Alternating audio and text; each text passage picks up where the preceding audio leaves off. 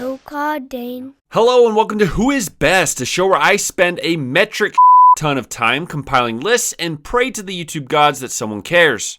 So hey, thanks for being here.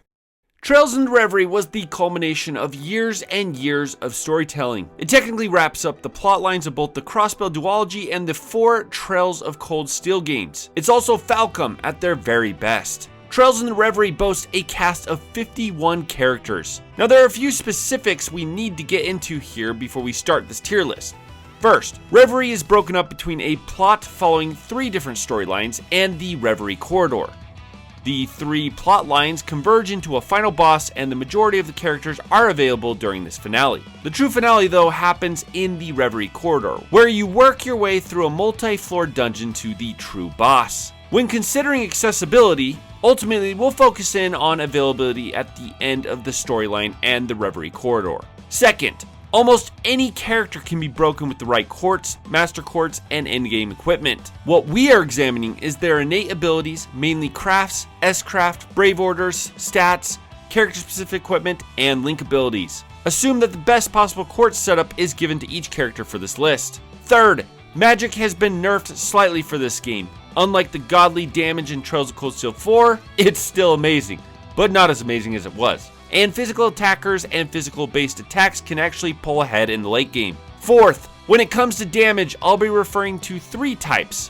One is burst damage, meaning large amounts of damage that can be thrown on enemies all at once, and sustained damage, which is ongoing damage throughout the battle. The final is break damage, which is the damage placed on enemies' break meters. When it comes to support, there is debuffing, which is decreasing stats, and plaguing, which is casting elements on enemies. Both are very important, as no enemy is completely immune to all stat debuffs and elements. Finally, a character's ability to master a role or multiple roles, be it support, DPS, breaker, BP battery, CP battery, tank, debuffer, or plaguer, will be very important, as you only use 4 characters in battle. So someone who can manage multiple roles will land high on this list. A note, I want to give a shout out to the Dark Knight, who wrote one of the most comprehensive guides I have ever read. I used it heavily in my playthrough, and though my opinions here differ from theirs, I think that this is the most accurate guide on the internet. I've left a link in the description for anyone who wants to see it. Finally, be sure to stick around till the end, where we'll reveal the optimal party for your playthrough, as well as a bonus list. We'll start with the tier. Swin's character-specific mechanic is broken, and not in a good way. Marking enemies for crits ends up being an absolute waste of time, and for a character whose niche is critical attacks, he sure gets passed up all the time. If he ignores mechanics altogether, he's actually better as a subpar caster. Celine is a gimmick character, and even though she can potentially be the best BP battery in the game, her 2 crafts cost way too much, and she has no burst damage whatsoever due to lacking an S-craft. Altogether, she's one of the worst party members in Reverie. The low tier. George is a lesser version of Altina and Millium, with the only available role to fill being a tank. Lecter is way too random to be useful in any capacity. He's a decent plaguer, but he desperately needs a CP battery to keep him running. Olivier is only in the low tier because he is one of the best magic DPS supports in the game with his link abilities. Aside from that, he's both mediocre in magic damage and healing. Millium is incredibly slow. She makes for a decent plaguer and tank, but overall is just underwhelming. Tio has great crafts, but can't dish out enough damage to make them worth it. She's outpaced by every caster in the game and manages to dodge the tier due to her helpful brave order, which grants invulnerability for 4 turns. Similar to Tio, Elise, despite her awesome self buff, still can't dash out average damage, and as a support she's passed up entirely by units like Elliot or Alphen. Ash has decent burst damage and a great self buff, but he is incredibly crippled by his immense delay of his crafts. He's better as a caster because you can forego the insane delay times, and he has a decent ATS stat. Angelica hits hard. Similar to Estelle, she's a great breaker and DPS, but lacks the additional utility of Estelle. Aside from above average burst damage and causing faint, she lacks any other utility. Victor is the king of burst damage, but lacks any other purpose beyond it. Ultimately, you're far better off using his daughter Lara. Alright, we're going to split the mid-tier into 2 sections, so let's start with the lower mid-tier. First on the lower mid tier is Tita. Tita is almost great. She has an expensive Brave Order that, if it maxed out strength, would be worth your time. Her size and incredible stats make her an ideal tank as well as a healer and CP battery. If her Brave Order was better and she was faster, she would easily be top tier. Musei does exclusive magical damage, so she suffers in the DPS role. She's ultimately ideal for healing and as a plaguer, as well as controlling enemy positions with her suction attack. Eustace is probably the most average character in the game with average damage, average utility via his crafts, and an average Brave Order. Platinum Shield is nice, but Emma's Crescent Blessing blows him out of the water. Estelle is the single best breaker in the game next to McBurn. She doesn't have many crafts, but True Wheel of Time hits like an absolute truck, upping her burst damage. Her main draw is that if paired with Joshua, she becomes immensely more useful as their pairing and link abilities are the best in the game. Wazi is a lesser C. He has a rare damaging HP and CP recovery craft but just lacks the breaking damage. The only thing he has over C is his ability to purge enemies of their buffs, but that's not enough to bring him up a tier. And speaking of, let's move on to the upper mid tier. First up is Altina. Altina has a great kit, but unfortunately her build contradicts itself. Stealth and Physical Reflect make her practically unkillable, but in order to do any damage, you'll want her casting from the back row, so she really doesn't need all the tanking crafts and abilities. Claire has a great self buff and makes for an awesome evasion tank. Unfortunately, her freeze element isn't all that useful as many of the enemies are immune to it. What you'll most likely use her for is her god tier Brave Order, which is the single best boss breaking Brave Order in the game. Alphen has terrible damage with absolutely no burst to speak of. She has the ability to cast Weakness, which is the single best debuff in the game, but she can only cast it on a single target, making her the worst weakness caster. Ultimately, the only reason Alphen made it to the upper mid tier is that she's an amazing BP battery. In fact, that's really her only usefulness altogether.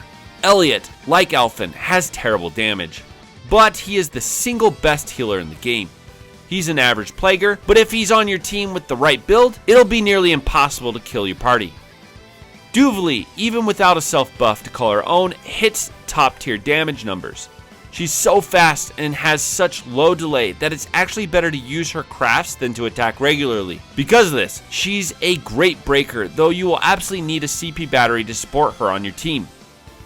A lesser self buff and smaller areas of attack make Kurt underwhelming when compared to Reen and Arios. His main draw is turn manipulation. With Supreme Blade and Sword Dance, he can destroy turn order, rearranging it in your favor. Joshua's damage is decent, though his real draw is that he has a damaging craft that leads into stealth, making him very difficult to kill. Tag on his link potential with Estelle, and he's not half bad. But unfortunately, or fortunately depending on how you look at it, Rixia is always the better choice. His high CP costs and lack of a self buff just make it so he can't even compete with her. Due to the ability to instantly max out strength, Agate has amazing burst damage. He has the second best breaking Brave Order in the game, buffing strength while increasing break damage by 200%. His crafts are pretty much useless and he lacks any plague or debuff potential, so he isn't as useful as Randy. Noelle is one of the best plaguer debuffers in Reverie with her long range, large area of attack, and 4 lines on her orbiment, making it easy to load her up with status inflicting quartz. Give her some evasion equipment and spam her Brave Order and you have a pretty solid tank, though her damage could be better. Sharon is also one of the best debuffers in the game since almost all of her crafts and her normal attack hit more than once, increasing the chance of landing a debuff. She also has awesome break damage and link abilities for support. If she had a long range weapon, she'd have made for a solid evasion tank. Fee overall is a lesser Rixia and Sarah. She has terrible burst damage, but makes for the second best evasion tank in the game next to Sarah with her long range weapon and natural evasion stat. Similar to Kurt and Joshua though, with Rixia and Sarah in existence, there just isn't much of a reason to use her. Randy, like Agate, has amazing burst damage, but unlike Agate, Randy can break enemies' defense with his S-Craft, inflict burn, and multiply damage with his Brave Order. Ultimately, this makes him better than Agate, though they are extremely comparable. Emma's Crescent Blessing is absolutely insane in the late game. It cures elements, revives fallen allies, heals, gives 50 CP, and casts Art Reflect. It might be one of the single best supporting crafts in the game. Emma's S-Craft casts Reflect, which is great in tough situations. If she had an ATS self buff, she could also be one of the better damage dealers as well, though Crow and Vita blow her out of the water in this aspect. Elisa's Heavenly Gift has always been one of the best crafts in the series. It casts CP and HP regain, as well as Insight, increasing evasion. The fact that it hits her as well only increases her usefulness. Unfortunately, Elisa has terrible damage, making her once again a full-on support, perhaps evasion tank. Toval comes with above average magical damage, a rocking master course that optimizes magical damage, a brave order that removes cast times, and link abilities perfect for supporting other arts users. His brave order is less useful in the late game as cast time is usually relieved by quartz, but he still makes for a great secondary caster and mage support. Yuna is a decent BP battery with one of the better breaking brave orders in Reverie. She's also one of 2 characters who can accelerate with a craft, though hers was immensely nerfed, making Machias the obvious choice over her. Despite this, she makes for an amazing evasion tank and debuffer with her long range, medium area of attack moveset. Phew, that was long. Let's move into the best characters in the game. We'll start with the top tier. Ren is a great dual caster and physical damager. She generates BP without needing to attack and has the best accelerating brave order in the game. What makes her truly deadly is her ability to heal EP while casting an ATS buff, making her an ideal caster. Lara has some of the best burst and sustain damage in the game with what might be considered the best brave order in Reverie. She's pretty straightforward and lacks utility, but as a DPS, you'll be hard pressed to find someone better. Roselia's maximum ATS buff in her Brave Order and the highest damaging HP CP recovery craft make her an absolute damaging machine. Her S-Craft all but guarantees inflicting burn on every enemy on the battlefield, and she has great mage support. Lloyd has one of the best single buffs in Reverie and makes for a great BP battery. He is the king of inflicting feint and causing unbalance, turning every character into a BP battery as well. He's super stable with defensive stats and 2 useful brave orders. Nadia is one of the best mages through the main plot of the game due to having an incredible character-specific equipment that all but eliminates cast time. She's also incredibly versatile with the ability to break, heal, evade, and counter with her long-range physical weapon, and on top of all that, she can inflict weakness to multiple enemies, making her all around one of the best casters in Reverie. If Gaia's self-buff didn't drop his HP, he'd be higher on this list, but top tier means he's still absolutely one of the best choices for your team. Absolute Delay is absurdly broken, and similar to Cold Steel 4, can be employed to indefinitely delay all enemies in the game. Just make sure you have a CP battery to back him up. Aurelia isn't just one of the best damage dealers because of her insane stats and incredible crafts, but she also has one of the best link ability setups for counter damage. Link her to someone on the front lines and she'll almost always counter. Her Brave Order also heals CP and increases strength. Lapis has the single best self buff in Reverie, trading EP for HP, CP, and a strength, ATS, and speed buff. Grimoire Arc also has the ability to inflict a boatload of elements, making her one of the best plaguers in the game. She's great as a physical tank or a caster, making her very flexible. Reen's Spirit Unification, especially its final form, makes him a god tier burst and sustain damager. Aside from that, he can also purge and debuff, but lacks any other support ability, making him strictly a damage dealer. If C had higher damage potential, he would have most likely landed on the god tier. He's probably one of the single most useful party members in the game. He can spread ailments, generate BP, heal HP and CP while also damaging the enemy, has an amazing self buff, and can cure ailments. Like I said, all he's really missing is damage. Toa is the best debuffer in the game. She can inflict weakness, her S-Craft inflicts stat down on all stats, she can cast Analyze, making her a BP battery, and Energy Rain restores HP, EP, and CP. Aside from damage, there is nothing Toa can't do.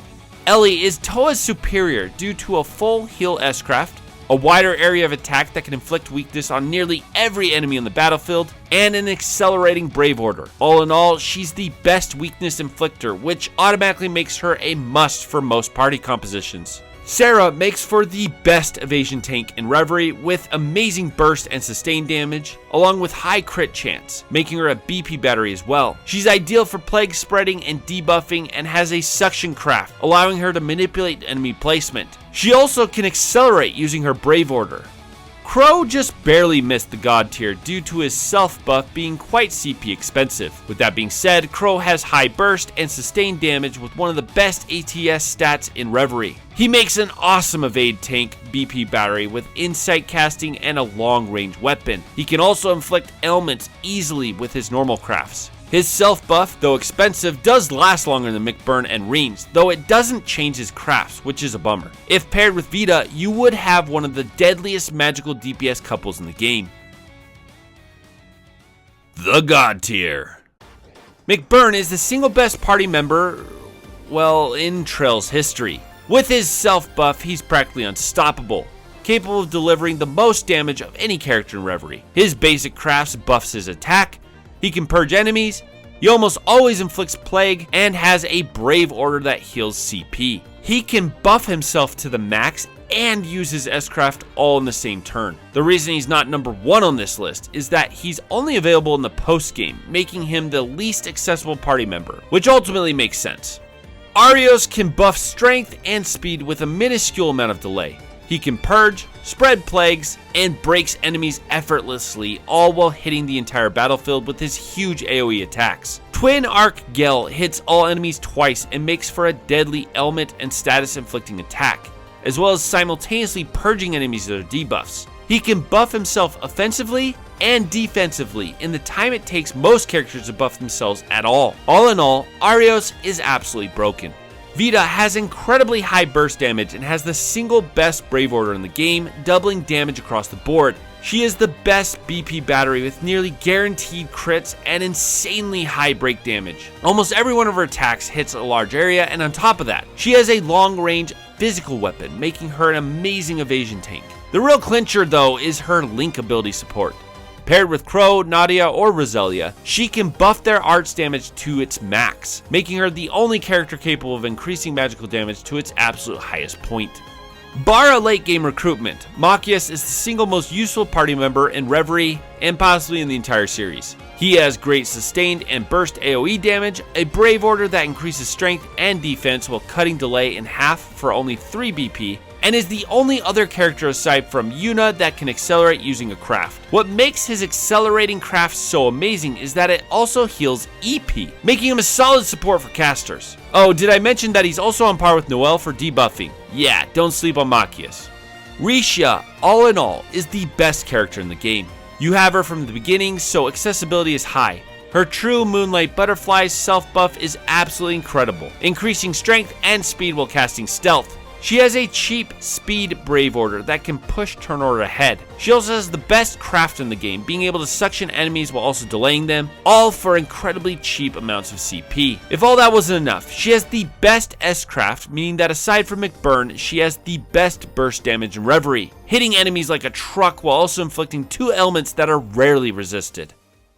Now as for optimal team, there are so many options here. You could go for a CP heavy team with McBurn, Reen, C, and Arios, or a magical powerhouse with Toa, Crow, Roselia, and Vita. Switch in Machias for Roselia and you have a sustainable magic team. Heck, you could even run an unkillable team with Rixia, Sarah, Vita, and Arios. The options are endless. My team ended up being Reen, Rixia, Ellie, and Emma. And that's our list. I hope you enjoyed. Thank you to all my Patreon members, and if you would like to request your own tier list, consider joining the Pro tier for only $5 a month. Be sure to like, share, and subscribe, and I'll see you all later. Bonus round. Top 10 best dressed ladies go. Number 10, Lara's magical girl dress. Number 9, Yuna's outerwear. Number 8, Ellie's eastern wear. Number 7, Musei's Quilin dress. Number 6, Sharon's enforcer outfit. Number 5, Emma's magical girl dress. Number 4, Rishia's wedding outfit. Number 3, Sarah's ninja outfit. Number 2, Elisa's Vofon outfit. And number 1, Rishia's original assassin outfit. For the guys, it's C.